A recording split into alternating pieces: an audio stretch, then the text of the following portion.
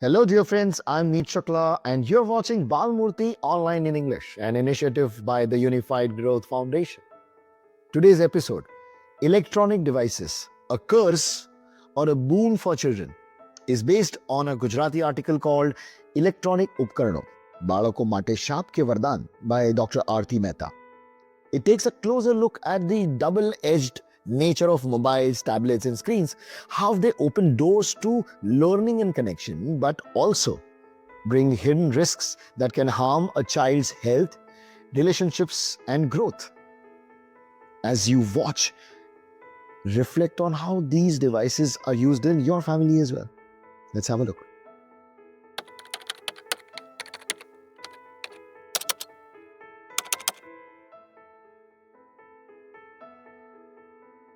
Hello and welcome to Modern Musings. I'm your host Rohan. And I'm Shruti. It's wonderful to be here. You know, Rohan, I was at a cafe yesterday and I saw a family at the next table, Oh yeah. parents, kids, maybe even a grandparent, all sitting together, but not really together. No one was talking. Everyone was just lost in their own little screen. The classic modern family portrait. It's such a common sight now, isn't it? Right. It really makes you stop and think, are these electronic devices that are everywhere, are they a curse or a boon for our children? You know, it's so interesting you frame it exactly like that. I recently came across a fantastic article on this very topic. Okay.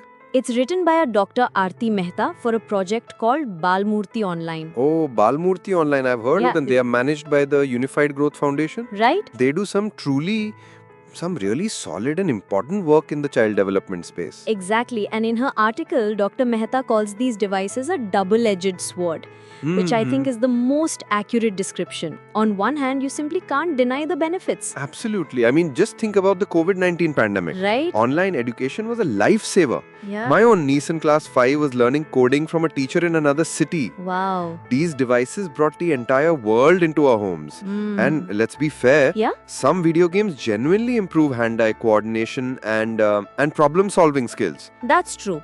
And for the little ones, the pre-primary kids. Yeah. They learn rhymes and the alphabet so quickly from educational videos. But that's one sharp edge of this word, Rohan. Okay. The other edge is much, much more dangerous.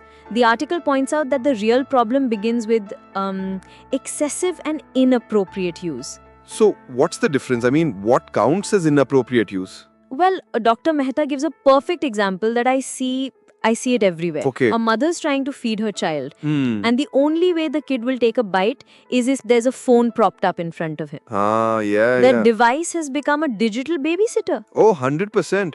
Or when parents are tired and just want some peace, Right. they hand over the iPad. Ja Yeah. beta, go watch your cartoons. Exactly. We are essentially outsourcing our most important job, parenting, to a screen. And what's the result? Family road trips where everyone is plugged into their own world instead of playing Antakshari or just talking. Yeah. Dinner tables where the only sound is the clinking of cutlery because everyone's busy scrolling.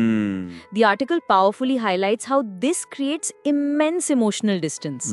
Children become lonely, That's a really scary thought. Their social development just takes a massive hit. right? Instead of playing cricket in the park and learning how to handle a win, a loss, maybe have a small friendly argument, kids are now isolated at home and they're often playing violent video games. Dr. Mehta's article mentioned this. Yeah. This can lead to more impatient and impulsive behavior. And the rabbit hole gets much darker. Knowingly or unknowingly, Yeah. children can stumble upon incredibly harmful content. The article talks about the serious risk of them seeing pornographic or extremely violent clips. Wow. At that tender age, their minds are so impressionable.